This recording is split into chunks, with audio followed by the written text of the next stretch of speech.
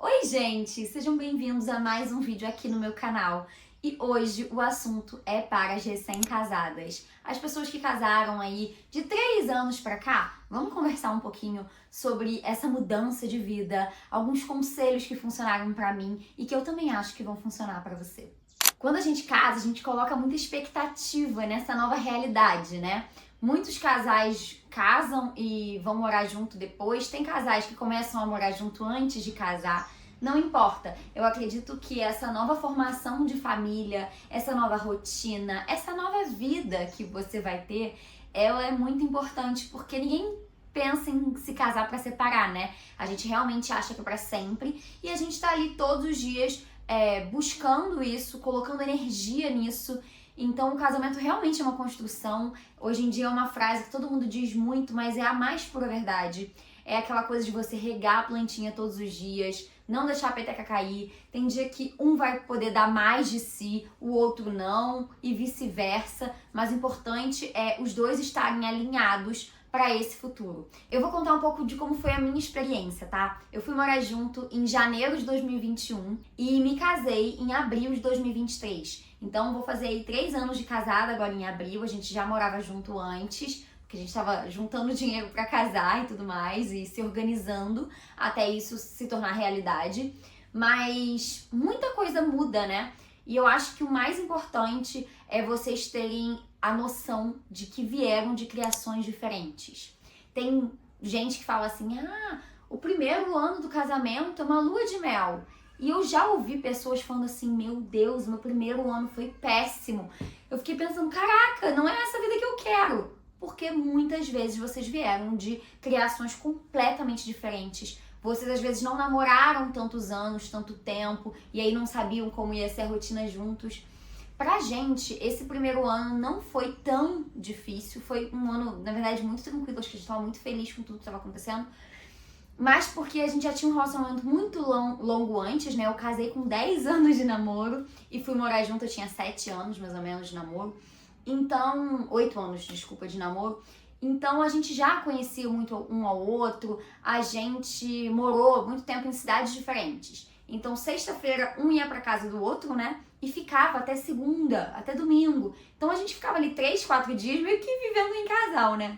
Mas é claro, quando a gente tem a nossa casa, tudo é diferente. Então é importante que vocês saibam que as criações, por terem sido diferentes, podem haver conflitos, podem haver choques. Porque muitas vezes na família de uma das pessoas era importante sentar e almoçar junto, sentar e jantar juntos à noite. Na família do outro, isso não era importante, cada um comia a hora que queria, assistindo televisão, enfim.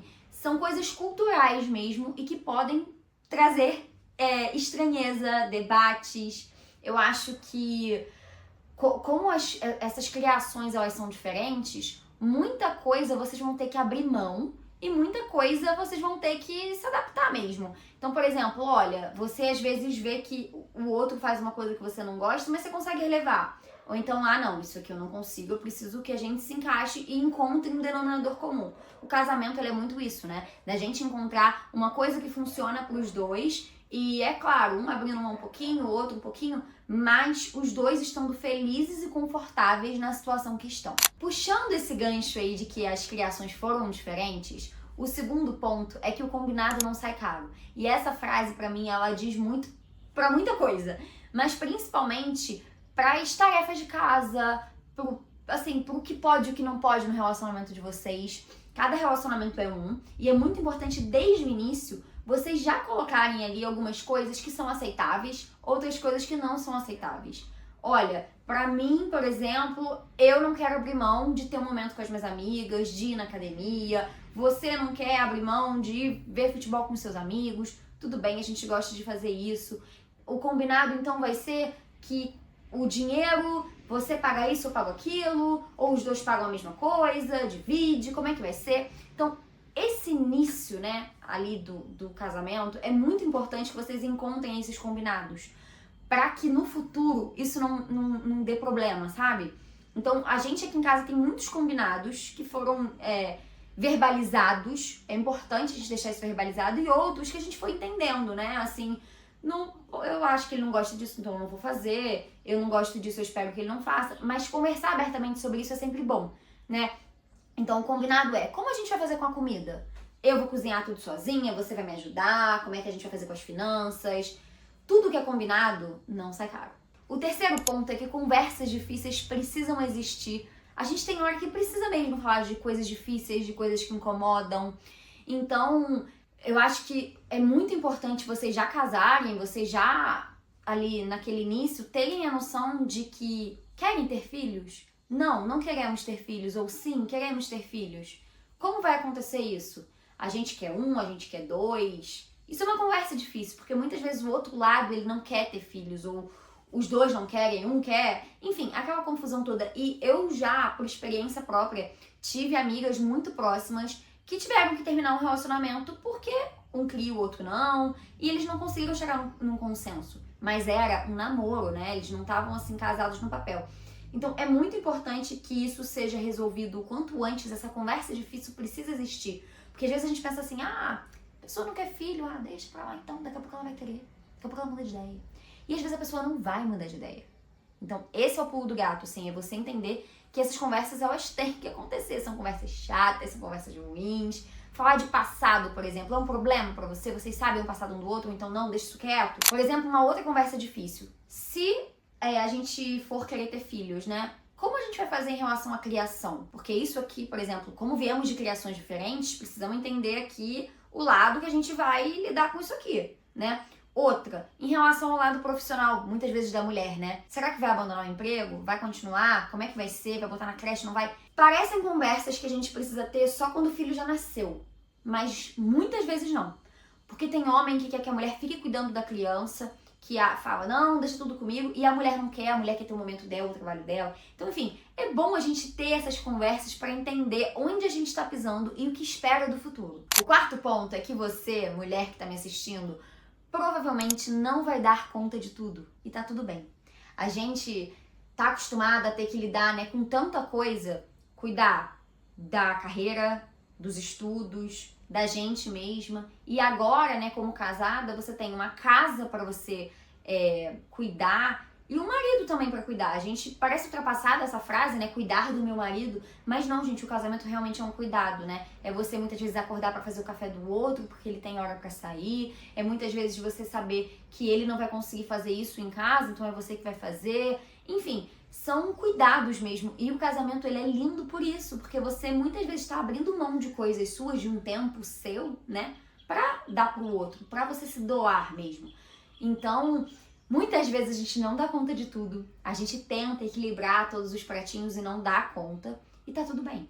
O que importa é a gente entender o que vale a pena colocar a nossa energia, onde a gente precisa realmente se dedicar mais e tentar. Tem dias aqui, gente, que com 30 minutinhos eu consigo dar uma geral na casa, mostro muito isso nos vlogs pra vocês.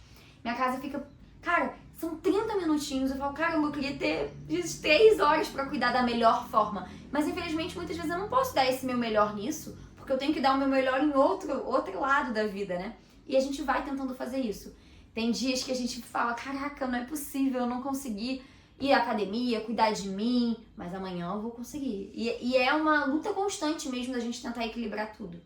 O quinto conselho que eu posso te dar é pra você, seu marido, sua mulher, enfim, vocês dois serem a prioridade um do outro. A gente vê que o número de casamentos vem decaindo e o número de divórcios vem aumentando. Não dá pra gente dizer que o casamento, né, não dá pra eu botar aqui em pedra que o meu casamento é pra sempre. Mas eu busco isso e o meu marido também. A gente se dedica pra isso. Pra isso acontecer, a gente precisa ser a prioridade um do outro. Pra gente fortalecer essa base e a gente, quando vierem os filhos, por exemplo, a gente ser um casal mais sintonizado, a gente ser um casal ali que mesmo com o resto da família, né, porque todo mundo aqui tem uma família envolvida, mãe, pai, irmão, tio, primo, avô, avó, a gente tem tudo isso, mas mesmo assim a gente sabe ali no dia a dia que o nosso casamento é uma prioridade, que em relação a todo o nosso trabalho, o nosso casamento é uma prioridade. É claro, gente, que tem que botar comida na mesa, que a gente tem que ter dinheiro no fim do mês, então é difícil. Mas quando você coloca o seu casamento em prioridade, você entende que muitas vezes você poderia ganhar mais dinheiro